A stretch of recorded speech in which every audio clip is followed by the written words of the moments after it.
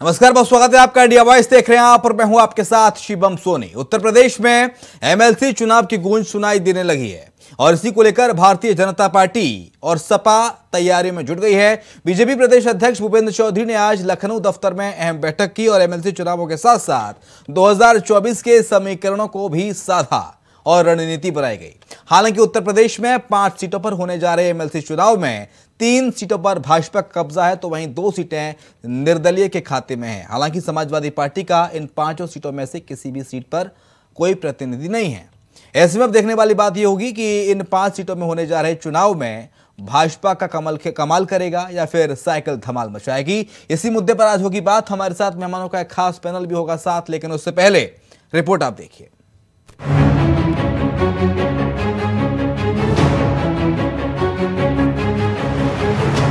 उत्तर प्रदेश में निकाय चुनाव टलने के बाद अब बीजेपी एमएलसी चुनाव को लेकर रणनीति बनाने में जुटी है। बीजेपी ने एमएलसी की सभी 5 सीटों के साथ साथ मिशन 2024 की रणनीति पर भी।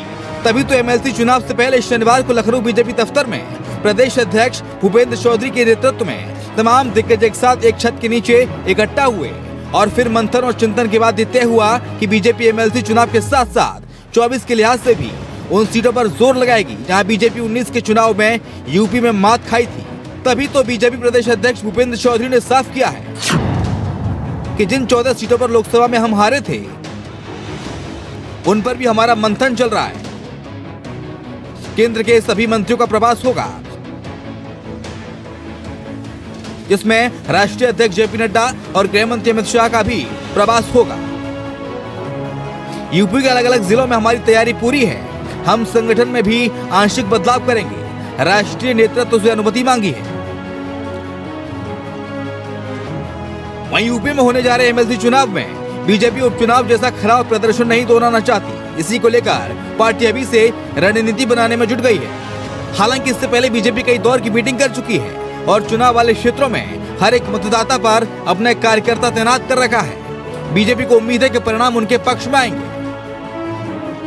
भारतीय जनता पार्टी के जहाँ तक बैठक की बात है तो प्रदेश अध्यक्ष जी के नेतृत्व में समय समय पर बैठक होती रहती है और राजनीतिक पार्टी है तो उसमें चुनावों पर भी बात होना स्वाभाविक है और समय समय पर कार्य योजना बनाई जाती है और राजनीतिक जो पदाधिकारी हैं और नीचे के हमारे मंडलीय स्तर तक के जिला के पदाधिकारी हैं उनको कार्य योजना दी जाती है और उस पर काम होते रहते हैं। यह एक बैठक समय समय पर होने वाली एक बैठक है। वहीं सपा भी बीजेपी की हर चाल पर नजर बनाए हुए है। जहां एक और बीजेपी बैठकों पर जोर दे रही है तो वहीं सपा भी एमएलसी चुनाव की रणनीति तैयार कर रही है। वैसे अंदर खबर यह भी है कि जल्दी बीजेपी के अध्यक्ष जेपी नड्डा और पार्टी के चाणक्य कहे जाने वाले गृह मंत्री अमित शाह यूपी के दौरे पर आकर संगठन की नींव को मजबूत करने की कोशिशों में जुट सकते हैं। भारतीय जनता पार्टी चारों ओर से घिरी हुई है, जबकि समाजवादी पार्टी का कार्यकर्ता लबोलब है क्योंकि वो मैनपुरी के जो मॉडल है उसको लेकर हम लोग चुनाव में जाएंगे, जो कि सौहार्द का मॉडल है, शांति का मॉडल है और उत्तर प्रदेश की उन्नति का मॉडल है। उसे लेकर हम लोग जाएंगे और एमएलसी चुनाव में हमारी तैयारी हो चुकी है। कैंडिडेट घोषित हो चुके हैं, प्रभारी घोषित हो रहे हैं। निश्चित तौर पर हम लोग अपनी पूरी ताकत से चुनाव लड़ने का काम करेंगे। हो सकता है कि आने वाली 20 जनवरी को जेपी नड्डा यूपी के दौरे पर रहें, जहां उन 14 लोकसभा सीटों पर मंथन होगा जो बीजेपी 2019 के चुनाव में हार गई थी। Bureau report, India voice. तो लखनऊ में भारतीय जनता पार्टी का आज मंथन हुआ। प्रदेश अध्यक्ष भूपेंद्र चौधरी के नेतृत्व में ये बैठक हुई। तमाम दिग्गज इसमें मौजूद रहे। इसके साथ साथ एमएलसी चुनाव को लेकर रणनीति बनाई गई। तो चर्चा की शुरुआत करते हैं। कपिल श्रीवास्तव, प्रवक्ता समाजवादी पार्टी, हमारे साथ मौजूद हैं राजनीतिक विशेषज्ञ के तौर पर शैलेंद्र श्रीवास्तव और जल्दी हमारे साथ होंगे भारतीय जनता पार्टी की ओर से कृष्ण मोहन पांडे। कपिल श्रीवास्तव सर, शुरुआत आप ही के साथ, क्योंकि देखिए भारतीय जनता पार्टी तो चिंतन और मंथन में जुट गई है और लोकसभा चुनाव को लेकर भी अभी से रणनीति बनानी शुरू कर दी है। जिन 14 सीटों पर बीजेपी हारी थी उन 14 सीटों पर इस बार कोई कसर ना रह जाए उसको लेकर भी मंथन चल रहा है। इसके साथ साथ जिन 5 सीटों पर एमएलसी का चुनाव हो रहा है वहां पर भी रणनीति बीजेपी बना रही है। तो ऐसे में समाजवादी पार्टी आखिरकार किस रणनीति पर काम कर रही है और कैसे चुनौती दे रही है बीजेपी आपको इस एमएलसी चुनाव में? देखिए, बहुत सीधी बात है कि डबल इंजन की सरकार है भारतीय जनता पार्टी की। हाँ, और उत्तर प्रदेश के अंदर जिस तरीके से प्रशासन का दुरुपयोग भारतीय जनता पार्टी करती है वो किसी से छिपा नहीं। इनकी बैठकों की कवायद तो पूरे देश भर में होती है, लेकिन क्या पूरे देश भर में इनकी जो बैठकों की कवायद होती है, जो ये 24 घंटे इलेक्शन के मोड में रहते हैं, तो क्या दिल्ली का MLC जो है वो नगर नहीं हारते, या हिमाचल प्रदेश नहीं हारते, या चुनाव की 7 में से 5 सीटें नहीं हारते? तो बात इस चीज की जनता इनको लाइक नहीं देती। और जहां तक प्रतिनिधियां, तो हर पार्टी जो है वो चुनाव की तैयारी अपने स्तर पे करती है। समाजवादी पार्टी इस समय MLC के चुनाव जो आसन्न है, नामांकन हो चुका है, हम उसकी तैयारी में हैं और बाकायदा जिन जिलों से मिला करके ये MLC का चुनाव हो रहा है, वहाँ समाजवादी पार्टी जिले के अंदर, अपने जिले के अंदर भी, और जो स्नातक है वो स्नातक मतदाता है, उनके घर घर जाके करना, हमारे लोग मिल रहे हैं, बैठकों का दौर जारी है और निश्चित रूप से अच्छा परिणाम MLC के चुनाव में उत्तर प्रदेश में समाजवादी पार्टी लेकर के आई। और जहां तक बात 2024 की है, हम लोग वर्तमान समय में 2024 के इलेक्शन की तैयारी कर रहे हैं। हम लोगों ने नगर निकाय के चुनाव की पूरी तैयारी की थी, क्योंकि हमारा कहीं चुनाव में आगे थे, लेकिन भारतीय जनता पार्टी इस समय चुनाव लड़ने के मूड पे ही नहीं है, ये केवल बैठ के जो कर रहे हैं, ये समय व्यतीत कर रहे हैं। आपने देखिए, आखिर नगर निकाय के चुनाव से भारतीय जनता पार्टी क्यों भाग खड़ी हुई? क्या उसको मालूम नहीं था कि कब यहाँ पर चुनाव होने और कब जो है फिर प्रशासन बैठाने पड़ेंगे? उसको क्या इस बात से मालूम नहीं था कि सुप्रीम कोर्ट के वर्डिक्ट के अंदर किस तरीके से आरक्षण को लागू करना है, जिसने 1.5 साल पहले क्यों नहीं किया? आखिर उत्तर प्रदेश के आसन्न जो हमारे जो चुनाव जिस समय तक हो जाने चाहिए थे, एक नई लोकल सरकार आ जानी चाहिए थी उत्तर प्रदेश के अंदर, उस पर तो इन्होंने प्रशासन बैठा के संविधान की धज्जियां उड़ा दी। तो वो डर के मारे, उसका कारण है कि वो जानते हैं कि इसको 2024 तक वो लेकर के जाएंगे ताकि संसदीय इलेक्शन और ये दोनों एक साथ करा सके, क्योंकि नगर निकाय के अंदर अगर इनकी परफॉर्मेंस खराब हो जाती तो शायद भारतीय जनता पार्टी का मनोबल भी टूटता और बुरी तरीके से हारने का काम में 2024 पड़ता।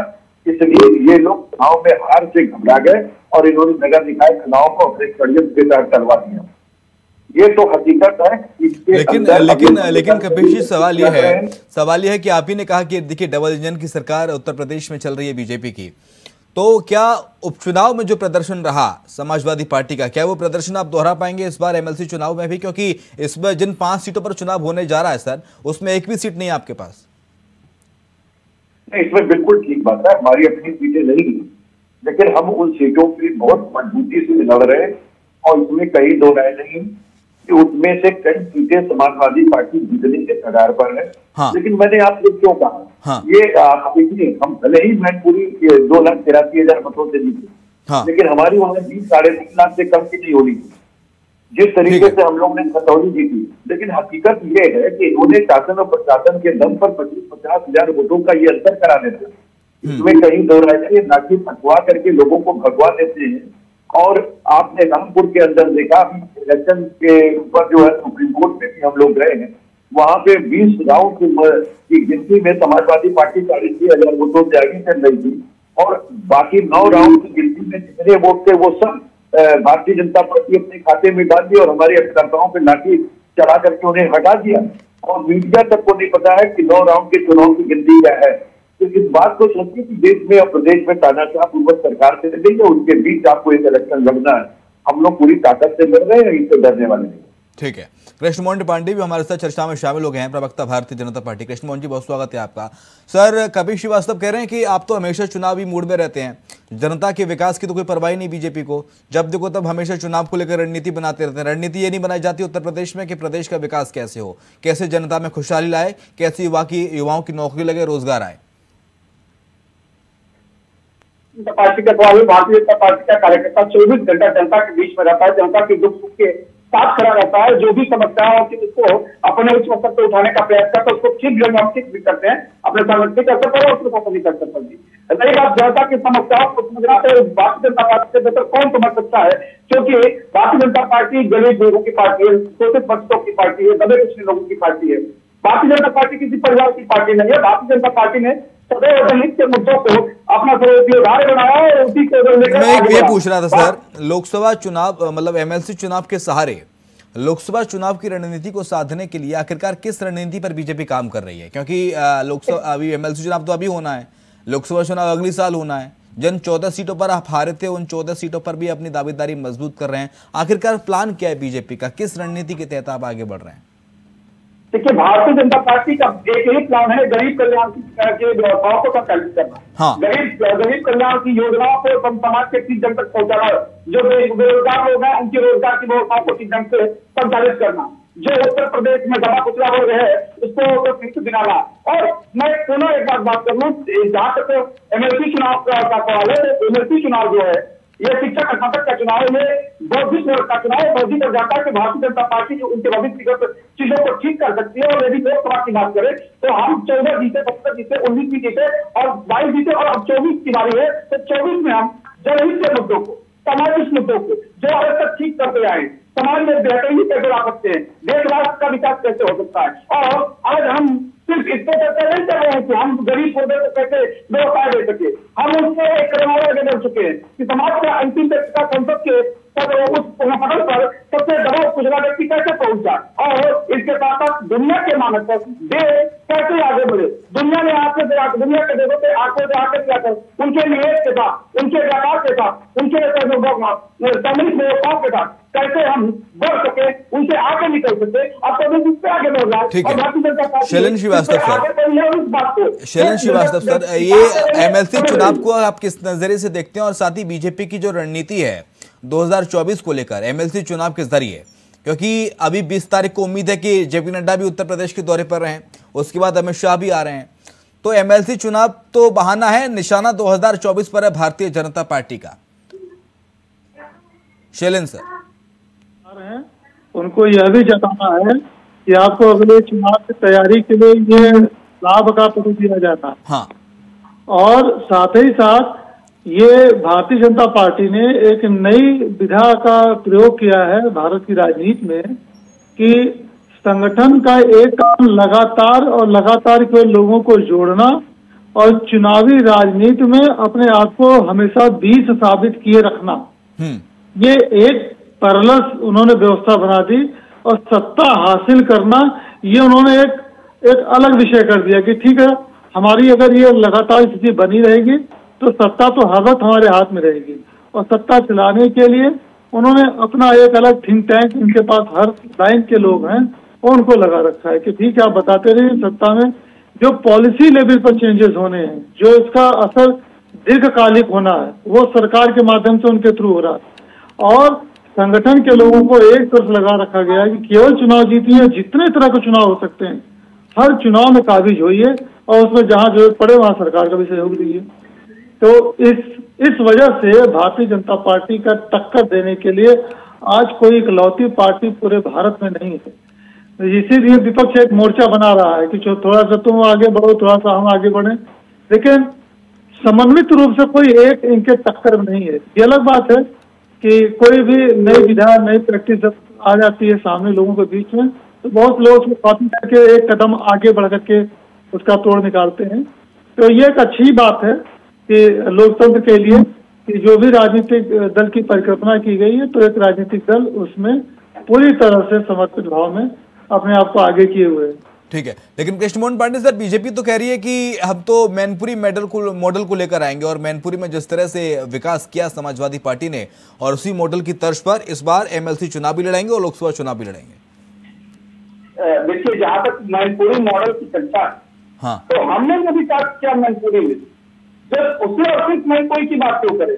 मैं गाजीपुर से लेकर गाजियाबाद तक, सोनभद्र से लेकर और मोटरवा तक जो विकास उत्तर प्रदेश में भारतीय जनता पार्टी की सरकार आने के बाद से हमने किया है, इस मॉडल को हम प्रदेश के एक जनता तक पहुंचाएंगे और पहुंचाया भी हमने।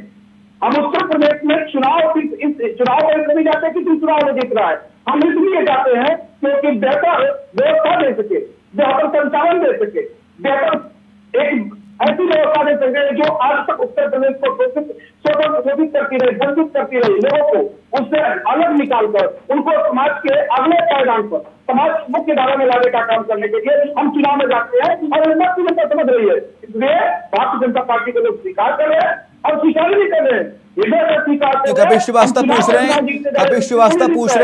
कपिल श्रीवास्तव पूछ रहे हैं कि मैनपुरी में बीजेपी ने कब विकास किया, क्योंकि 96 से तो लगातार समाजवादी पार्टी जीतती आ रही है मैनपुरी। 2017 से लेकर और 2022 तक तो सत्ता में हम थे और हमने वो विकास किया है, जो विकास किया जो आप क्या किया ये तो बताइए,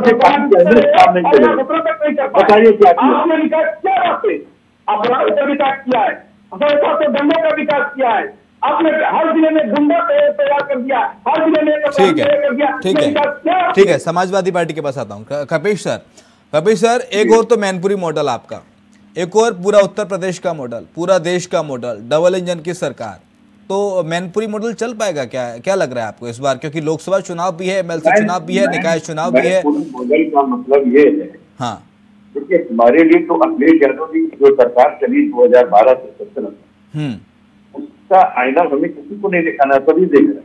हाँ, काम के नाम पर अगर गिनाना हो तो ये हमारे ही काम गिनाते हैं। हाँ, अगर मेट्रो स्टेशन को 1 फीट भी आगे बढ़ाया हो तो बताइए। हाँ, आगरा एक्सप्रेस वे हमने बना करके ही चालू भी कर दिया अपने समय। हाँ, और आप देखिए पूर्वांचल एक्सप्रेस वे की 90% भूमि भी अधिग्रहण करके अलाइनमेंट से लेकर सब बना दिया, यहाँ तक कि टेंडर कर दिया। अब ये हाल करके जानबूझ के कैंसिल करके दूसरों का टेंडर के अलाइनमेंट कर दिए, कनेक्टिविटी बलिया से वाराणसी की खत्म कर दिए और उसके बाद वो धस गई रोड जहां पर हमारे प्रधानमंत्री जी विमान से उतरे थे। आपने देखा कि इन्होंने जो एक बुंदेलखंड एक्सप्रेस में इन्होंने जरूर दिखाई और 26,000 करोड़ की लागत का टैक्सेशन का पैसा बर्बाद कर दिया। बारिश हुई पूरी की पूरी रोड ही धस गई, 1-2 किलोमीटर नहीं पूरी रोड धस गई। इनको शर्म की अनुभूति नहीं है। भ्रष्टाचार का जो खुला खेल हुआ है वो पूरी दुनिया ने देखा है। हमने पुलिस मुख्यालय दिया, हमने कान्हा स्टेडियम दिया, हमने जैपनिक दिया लखनऊ, हमने रिवर फ्रंट दिया और इस 4 लेन के इसमें इतिहास कायम किया। लेकिन कपिश श्रीवास्तव जी, मैनपुरी मॉडल का जिक्र तो लगातार समाजवादी पार्टी करती रही है और इस बार डिंपल यादव को, क्योंकि मुलायम सिंह यादव तो नहीं थे और डिंपल यादव चुनाव लड़ी और जीती और पूरा श्रेय जा रहा है चाचा शिवपाल यादव को, लेकिन शिवपाल यादव को अभी तक कोई बड़ी जिम्मेदारी संगठन ने, पार्टी ने नहीं दी है। तो क्या लग रहा है, क्या शिवपाल यादव बिना जिम्मेदारी मिले आगे एमएलसी चुनाव में, लोकसभा चुनाव में, निकाय चुनाव में पार्टी के साथ लगातार बने रहेंगे? या क्योंकि राजनीतिक महत्वाकांक्षाएं भी व्यक्ति की होती हैं, इसलिए मैं सवाल सर ये पूछ रहा हूं, इसे अन्यथा मत लीजिएगा। देखिए शिवपाल जी, उन्होंने, आप भी देख लीजिए, वो संगठन को मजबूत करने के उद्देश्य से एक जिले का दौरा, हाँ, जो खुद पद बन रहा हो, हाँ, अब उसके लिए हम आपको क्या कहें, कोई भी पद उनके लिए बहुत हो, लेकिन बावजूद उसके उनको पूरा दायित्व है, पूरा संगठन उनका है, वो फाउंडर मेंबर है। आदरणीय नेताजी के न रहने के बाद आज हम लोग सीनियर मेंबर है वो, और समाजवादी पार्टी हो या समाजवादी विचारधारा हो, उनसे मान्यता ग्रहण करता है। अब इससे ज्यादा हम क्या कह सकते हैं, ये हमारी पार्टी का अंदरूनी मामला है, जिसको हम आपको ये कह रहे हैं कि शिवपाल जी और समाजवादी पार्टी का कभी अलग नहीं, सवाल सर, ये सवाल सर बीजेपी पूछती है, ये सवाल सर पद की बात है, तो पद तो वो बांट रहे हैं, कपिश जी सवाल स्वयं बांट रहे हैं। कपिश जी सवाल बीजेपी पूछती है, बार बार पूछती है कि आपने चाचा को मैंने देखिए वो तो पूछती रहेंगी, हैंडल में बिठा दिया था, आपने सीट नहीं दी थी, तो पद तो दे दीजिए कम से कम। केशव प्रसाद मौर्य जी का स्थल जाया था, उन्होंने जो तंज किया उसका जवाब शिवपाल यादव जी ने दिया। शिवपाल यादव जी ने उसका जवाब दिया। उन्होंने बताया कि उनकी तरह उनको पद का लालच नहीं है, और एक व्यक्ति विधायक ही हार जाए उसको एमएलसी का भी पद चाहिए, उसके बाद उसको डिप्टी मुख्यमंत्री का भी पद चाहिए, लेकिन बैठेंगे स्टूल पे, तो कुर्सी मंत्री तो आज तक बन नहीं सके। तो उनको अपने तंज के अपनी चीजों देखना चाहिए, और उनको राहु बना करके जो उत्तर प्रदेश में बैठाया है चंद्रमा को ग्रसने के लिए, तो योगी रूपी वो वक्र चंद्रमा है, वो राहु के बस का नहीं है। और जो 36 के आंकड़े इनके संगठन के अंदर है, उसके लिए बीएल संतोष बार बार प्रयत्नशील है, और एक से एक राहु से नहीं समझ रहा था तो केतु भी भेजा गया। ठीक है, लेकिन सर आपकी विधायक एमएलसी नहीं है सर, आपके इन 5 सीटों पर एमएलसी नहीं है, 5 की 5 सीटों पर बीजेपी के एमएलसी है, जिन 5 सीटों पर चुनाव होने जा रहा है 31 तारीख को। तो ऐसे में आपके पास मुद्दे सर क्या हैं, किन मुद्दों को लेकर आप जाएंगे? क्योंकि आपके पास तो खोने का कुछ गम ही नहीं है, खोने का डर ही नहीं है, सब कुछ पाने के लिए, खोने के लिए कुछ नहीं समाजवादी पार्टी के पास। तो फिर किन मुद्दों को लेकर आप उतरेंगे? मुद्दे जो है वो हमेशा इंफ्रास्ट्रक्चर से ही जुड़े होते हैं, ठीक है, अब जैसे इन्होंने सबसे पहले तो हम इनका संकल्प पत्र ही पढ़ के सुना देंगे कि अगर एक भी वादा 2017 के संकल्प पत्र का पूरा किया हो, 2022 के संकल्प पत्र में इन्होंने सबसे बड़ा वादा और सबसे पहला वादा किया था। अभी आप इनसे पूछिएगा तो ये भाग जाएंगे सुषमोहन जी, इनसे पूछिएगा कि किसानों का बिल माफ और पूरे प्रदेश के बिजली का बिल हाफ, इन्होंने कहा था बिजली का दाम बढ़ाने जा रहे हैं, तो ये जनता को कैसे जवाब देंगे? बेरोजगारी मुस्कुरा रहे, लग रहा है मुझे उनके पास जवाब है। जहाँ पे हमारे माननीय प्रधानमंत्री की संसद है वहीं से मोमबत्ती निकलती है बेरोजगारी दिवस बनाने उनके जन्मोत्सव के लिए। तो आप देख लीजिए कि जिस तरीके से इन्होंने बेरोजगारी बढ़ा रखी है, जिस तरीके से फर्जी आंकड़े में जीडीपी बना रखी है, वो सारी चीजें आपके सामने हैं और ये बताने के लिए तैयार नहीं है कि उन्होंने जब महंगाई आपकी 4 गुना आपने कर दिया तो आपका रेवेन्यू तो बढ़ा हुआ दिखेगा लेकिन उससे विकास नहीं हो सकता। हाँ ठीक है। कृष्णमोहन पांडे, 2017 और 22 के कितने वादे पूरे किए सरकार ने? क्योंकि ये मुद्दा तो है और इन मुद्दे को विपक्ष उठाएगा, उठाना भी चाहिए। किसानों का बिजली बिल माफ और ऋण हाफ, जो ऋण माफ बिजली बिल हाफ जो वादे थे वो कहाँ है? हवा हवाई हो गए क्या? नहीं, बिल्कुल हम किसानों के मुद्दे जो भी बिजली पे हमने हम वादे करके आए थे उससे आगे बढ़ रहे हैं और निश्चित तौर पर हमने जो वादा किया था उससे पूर्ण करेंगे। हाँ। अभी उन्होंने कहा कि वो बढ़ाने जा रहे हैं, नहीं बढ़ाने नहीं जा रहे हैं, इससे निश्चित रहिए। कंपनियों ने हमसे निवेदन किया और उससे हम विचार कर रहे हैं हमें क्या करना है, परंतु हम अपने मुद्दे को और कंपनियों को दोनों के सामंजस्य को लेकर आगे बढ़ेंगे और किसान हमारे लिए प्राथमिक है। उत्तर प्रदेश जनता, उत्तर प्रदेश की जनता बिजली उपभोक्ता हमारे लिए प्राथमिक है।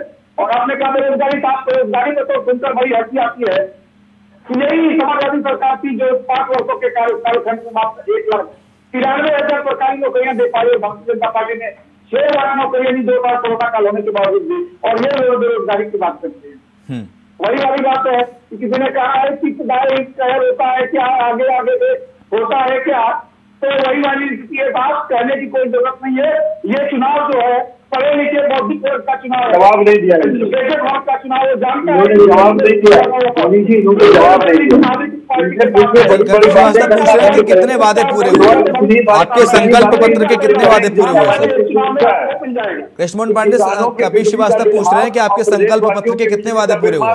कहाँ हुआ संकल्प पत्र के कितने वादे पूरे हुए? इनसे पूछिए कि किसानों का कहा था ना इन्होंने कि बिजली का बिल माफ करेंगे और प्रदेश की जनता का बिजली का बिल हाफ करेंगे, इन्होंने तो बढ़ा दिया। मैं पुनः इस बात को दोहराता हूं, बड़ी जिम्मेदारी पूर्वक कहता हूं कि उत्तर प्रदेश के किसान और उत्तर प्रदेश का बिजली उपभोक्ता भारतीय जनता पार्टी के लिए सर्वोपरि है और उसके हित को ध्यान में रखते हुए। चलते चलते आखिरी कमेंट मेरा शैलेंद्र श्रीवास्तव से, ठीक है। कृष्णमोहन पांडे, लग रहा है जवाब नहीं है उनके पास। अरे कपिल श्रीवास्तव जी के पास जवाब ही नहीं तो कहां से जवाब दे पाएंगे? जवाब होगा तभी तो जवाब देंगे ना। शैलेंद्र सर, ये एमएलसी चुनाव आम चुनाव से कैसे अलग है और इसका संदेश सर आने वाले 2024 के चुनाव पर किस तरह का संदेश पड़ने वाला है सर आपके नजरिए से? देखिए, एमएलसी का जो चुनाव है ये प्रबुद्ध वर्ग का चुनाव माना जाता है। ये माना जाता है कि वो लोग होंगे जो अपने अपने क्षेत्र के विशेषज्ञ होंगे या कम से कम उनकी एक अलग पहचान होगी, चाहे वो ग्रेजुएट हो, चाहे शिक्षक हो या स्थानीय निकाय जिस भी रूप में हो। तो ये माना जाता है कि परिष्कृत लोग हैं। हाँ। आम जनता के माध्यम से तो भारतीय जनता पार्टी सत्ता में आ चुकी है, उसका सदन है विधान परिषद में भी उनको अपनी सारी प्रस्तावों को पारित कराना होता है। हाँ। वो भी एक प्रक्रिया का अंग है जी। अगर फाइनेंशियल स्थिति को छोड़ दें, फाइनेंशियल प्रस्ताव नहीं है तो बाकी सारे प्रस्तावों को विधानसभा के बाद में विधान परिषद से भी पास कराना अनिवार्य है जी। लेकिन अगर वित्तीय मामले का कोई प्रस्ताव है तो उसमें तो ठीक है, एक बार आपने रिजेक्ट कर दिया विधान परिषद ने अगर, तो दोबारा विधानसभा में पारित कराकर उसको भेज देंगे तो पास करना विधान परिषद की मजबूरी होती है जी। यहीं पर इसी जगह पर विधानसभा को इन जनरल वरीयता प्राप्त हो जाती है कि असली सरकार तो वही चलाते हैं क्योंकि वही मुख्यमंत्री चुनते हैं। सर, तो लेकिन सर इसका 2024 पर क्या असर, कोई प्रभाव पड़ने वाला है? निश्चित रूप से प्रभाव पड़ेगा। ये अभी से ही सभी का रिहर्सल करा ले रहा है इसी बहाने, इस चुनाव के बहाने एक रिहर्सल हो जा रहा है कि चलो भाई देखो अब ज्यादा समय नहीं रह गया, जल्दी आओ। जैसे कोई भी बड़ा आयोजन करना होता तो कोई एक बहाना होता लोगों को एकत्रित करने का, तो एक बहाना मिल गया अपने कार्यकर्ताओं को, समर्थकों को, अपने आप को रेडी करने का। और भारतीय जनता पार्टी चुनाव में क्यों भाग रहे हैं ये भी तो बता दीजिए जी। ये नगर निकाय के चुनाव से क्यों भाग रही है भारतीय जनता पार्टी? क्या इन्हें देखिए, मालूम है अभी कि सुप्रीम कोर्ट का वर्डिक्ट खैर हम डाइवर्ट हो रहे हैं सर, वो मामला सुप्रीम कोर्ट में चल रहा है, सुप्रीम कोर्ट का फैसला होगा जो पार्टी मानेगी। खैर बहुत शुक्रिया आपका कशमोहन पांडे चर्चा में शामिल होने के लिए। कपिल श्रीवास्तव जी आपका बहुत शुक्रिया, और शैलेंद्र श्रीवास्तव सर आपका बहुत शुक्रिया चर्चा में शामिल होने के लिए।